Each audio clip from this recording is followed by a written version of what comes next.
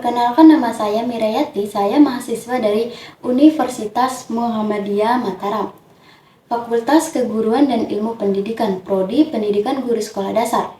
Pada video kali ini, saya akan membahas ada 3 materi. Yang pertama yaitu kebutuhan warga negara, yang kedua adalah globalisasi, dan yang ketiga adalah hak asasi manusia. Mungkin sampai di situ saja yang bisa saya sampaikan. Wassalamualaikum warahmatullahi wabarakatuh.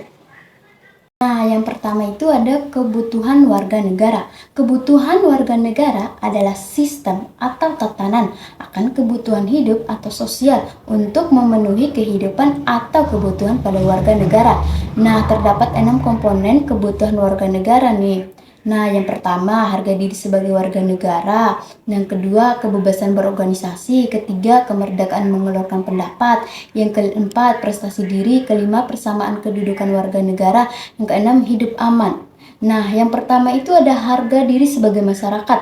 Harga diri adalah kesadaran akan seberapa nilai yang diberikan kepada diri sendiri atau biasa disebut juga sebagai kehormatan atau martabat.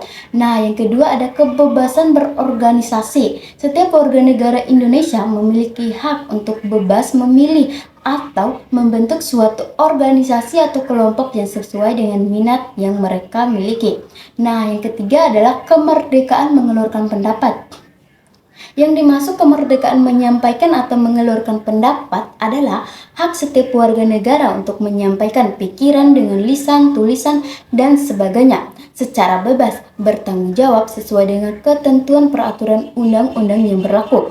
Nah, yang keempat adalah prestasi diri.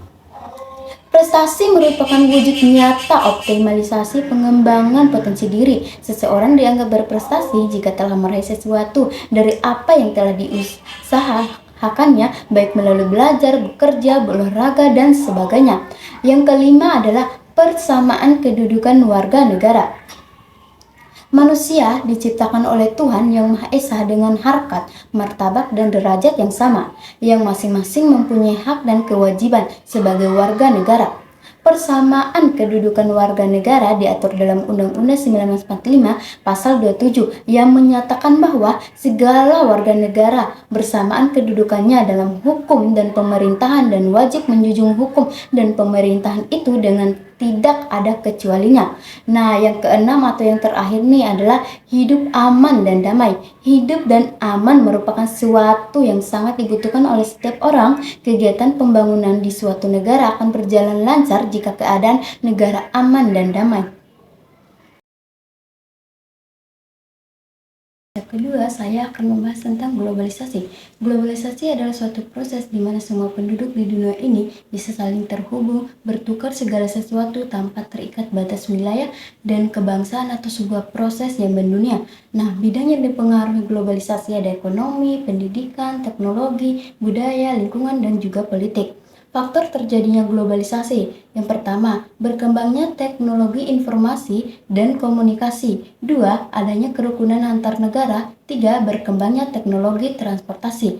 Contoh globalisasi dalam kehidupan sehari-hari. Yang pertama, banyak produk asing beredar di Indonesia. 2, banyak pasar swalayan atau supermarket menggantikan pasar tradisional. 3, pergantian tenaga manusia dengan tenaga mesin. 4, jual beli online terus berkembang. 5, meningkatnya penggunaan gadget. 6, teknologi terbaru bisa diakses semua orang. 7, terjadinya pertukaran budaya internasional seperti K-pop dan budaya lainnya. 8, persebaran informasi yang sangat cepat. Dampak globalisasi, dampak positif dan negatif. Dampak positif yang pertama, meningkatkan etos kerja yang tinggi. Yang kedua, menyebabkan kehidupan sosial ekonomi lebih produktif, efektif, dan efisien.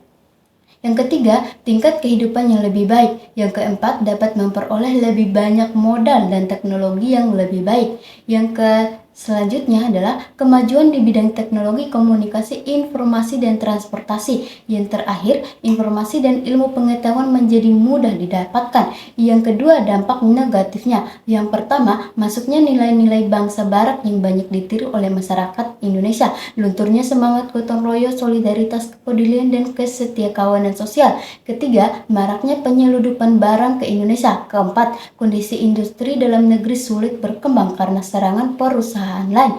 Yang kelima, terjadinya kerusakan lingkungan akibat polusi. Asasi manusia atau HAM. HAM adalah hak-hak yang melekat pada setiap individu secara kodrat dan tidak dapat dicabut. Ciri-ciri HAM. Yang pertama, hak asasi manusia tidak diberikan kepada seseorang, tapi diberikan kepada semua orang.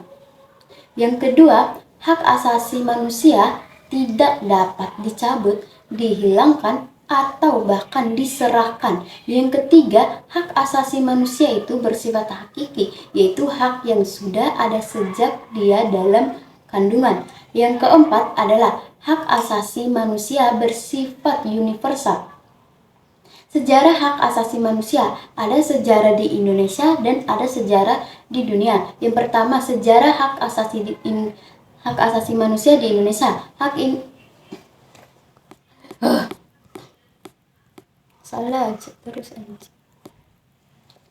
Nah, yang pertama nih ada hak asasi manusia atau HAM. HAM adalah hak-hak yang melekat pada setiap individu secara kodrat dan tidak dapat dicabut. Ciri-ciri hak asasi manusia. Yang pertama, hak asasi manusia itu tidak diberikan kepada seseorang, melainkan merupakan hak semua orang.